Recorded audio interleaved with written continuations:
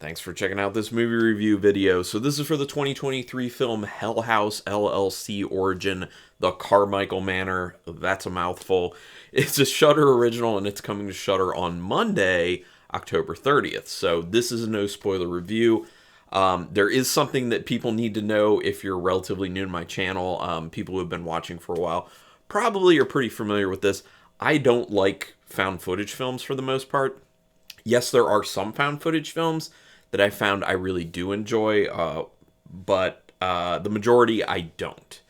So those are the eyes that I look through when I'm watching movies like this, unfortunately. Like movies like Lake Mungo, Wreck, those types of found footage films, pretty good. I actually enjoyed those, but movies like this, unfortunately, not really a big fan. I found this to be very generic. It's not generic because it's tied into the franchise of Hell House LLC. So honestly, if you are a fan of this franchise, it's probably a movie you will want to watch because, it expands upon things with the film. But it's just not for me. It's not my thing. If you don't like found footage, I'm pretty sure you are not going to like this one because it is kind of run-of-the-mill found footage-y. But I'll talk a little bit more about that as we go on. Written and directed by Stephen Cognetti, who also did Hell House LLC and Hell House LLC 2, The Abaddon Hotel. I know I have watched the first Hell House. I don't think I watched the Abaddon Hotel one.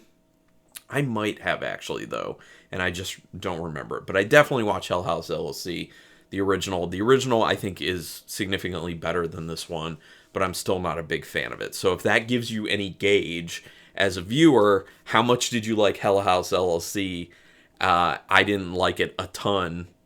So just kind of gauge where I am and then saying that I thought it was a lot better and then where this one is and then kind of adjust for you personally, basically, if that makes any sense. Again, Shudder original coming Monday, October 30th. Quick synopsis, it's about the Carmichael Manor, and it's about Hell House LLC franchise, basically, and it's about some people who are doing this investigative online thing, and they decide that they're going to go to the Carmichael Manor, Manor, and check out a crime scene, well, not an active crime scene, but where a crime scene had occurred some time ago, some decades ago, and see, is it actually haunted? Like, what's going on with this place? What can we figure out about the kind of lore and what happened here? So, there you go. It's a pretty typical kind of like found footage-y setup. It does start as interview style found footage, which I think is my preferred style of like a found footage-ish film. Seeing, like Lake Mungo, where it kind of like intersperses like actual like non-shaky camera interviews with people mixed with some actual like shaky camera like found footage-y stuff. I prefer that. For me, I think this one's a little bit sparse in that realm, but again, that's just a personal preference thing. I know a lot of people who are into found footage, you don't care if that's kind of how it is. So but it was more palatable for me in the beginning because they kind of did that. But I do think it was smart how they used that kind of interview style, because it was really good for kind of giving more backstory to things and kind of giving more connective tissue to what's going on with the story and doing it in a way that's believable for getting the information to you as an audience member, because obviously it's a little bit tough to do found footage and get people all the information they need just with it being, 100% found footage, if that makes sense. People who know found footage know what I'm talking about. They set up a pretty compelling backstory in the beginning. Unfortunately, I don't think they put too much into the backstory.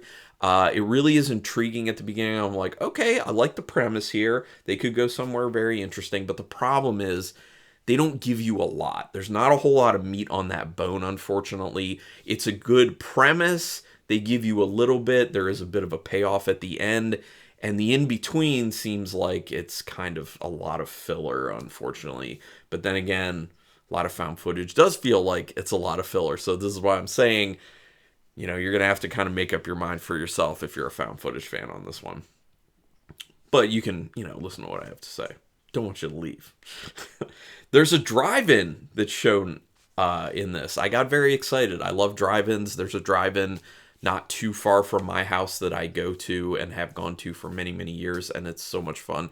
So whenever I see a drive-in in a movie, it makes me feel comfort, like it excites me. So it's not heavily featured in the movie, but it is a location that the two main characters stop at to get some food on their way to the manor. So I just love that. For people who are appreciative of drive-ins, you'll like that. The dialogue flows pretty well as far as seeming like it would actually be dialogue that people would say to each other for the most part. They have a little bit of solid humor in there, although obviously that kind of goes away as the film goes on, because then we're focusing more on like dread and tension and creepy things. But there are also lines that really don't make sense for anyone to say, especially within the context of scenes that are going on. Kind of like just an excessive amount of things, kind of like, what is that? What is that? Being said to another person who obviously has no idea what it is. Like, and saying things like that where someone's like, they wouldn't be saying that at that moment because they know that the person they're talking to doesn't have the information they're asking for. So there's a lot of that type of dialogue. Well, not a lot. There's a medium amount, I would say, of that type of dialogue, which just kind of feels like filler dialogue to me. And it personally takes me a little bit out of the film itself, the experience of it, because it doesn't make the people feel real in that sense. But other than that, the dialogue flows pretty well. Although it's hard to know how much stuff was actually ad-libbed, because that also happens with found footage films quite a bit. The first creepy thing that happens is actually pretty solid. I did enjoy how they pulled that one off. But for the most part, all those moments, the other creepy moments that end up happening, feel very familiar for the genre. So it feels kind of a lot like a run-of-the-mill found footage film to me personally, even though I haven't seen like a ridiculous amount of found footage, because a lot of the creepy stuff, a lot of the scares, is stuff that I feel like I've seen before. Even if it's not that exact specific thing, it's stuff very similar to what I've seen before. So for that reason, the movie just feels very tired and like retreads of a lot of other found footage films, unfortunately. Just saying. There's plenty of exploration of the shooting location, the manor that they're at, Carmichael Manor, which I did like that aspect of it because it's a very interesting, cool-looking house. So architecturally, very cool. That's something I'm, nerdy about in horror films. I don't know why. I just am. So shooting location is nice. There are references to the other films in the franchise, obviously, because, like I said, it's part of this franchise. They're working on a overarching story here. Although, like I said, I don't know if I saw the second one or not, so I don't know how much story was actually in that one. I know there was a lot more story in the first one. This one feels light on story, unfortunately, even though, like I said, there's an interesting premise that gets thrown out there in the beginning. The acting is pretty up and down, unfortunately. And for found footage films, you really need to nail acting. Characters waiting for line delivery, you can see it. That's very unfortunate. There are literally moments where an actor will deliver a line and you can see on their face like they're just waiting. They're not acting like a normal person would act. They're just waiting for the other person to deliver their line. So those types of things you can definitely see. And overacting, those are kind of like the worst aspects of it. Granted, there are moments where I feel like these people are kind of nailing their performances, doing a really good job. It's just, like I said, it's very up and down. There are really great highs as far as the performances go, and there's some really bad lows. The overacting in particular, really bad. And that usually happens when there are fights. The fighting between characters is extremely often, and it's extremely annoying because, again, it feels like filler. You're not getting a whole lot there. There's pretty much no information being given to you. You're just seeing people fighting with each other, and that's when the overacting really comes out, unfortunately. So it becomes extremely annoying when those happen. It just gets tired too because there's so much bickering that just keeps happening and happening and happening.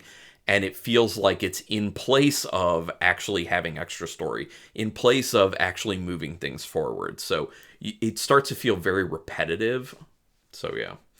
They do give you a bit of something at the end, but the journey getting there is pretty lackluster in my personal opinion. Not a huge fan of it.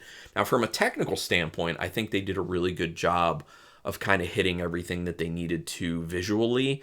But like I said, like the creepy visuals and everything, they seem very overused, but the way they shoot them, the way they pull them off, technically, they did a good job with that. So from a technical standpoint, I think there's a lot of kind of good stuff with this film, but from a story standpoint, there really isn't, and the acting is, like I said, up and down. And the other big thing is with found footage films, the pacing is always bad. Well, not always bad, but a lot of the time it's bad. So going into a found footage film, most people just understand it's going to be slow.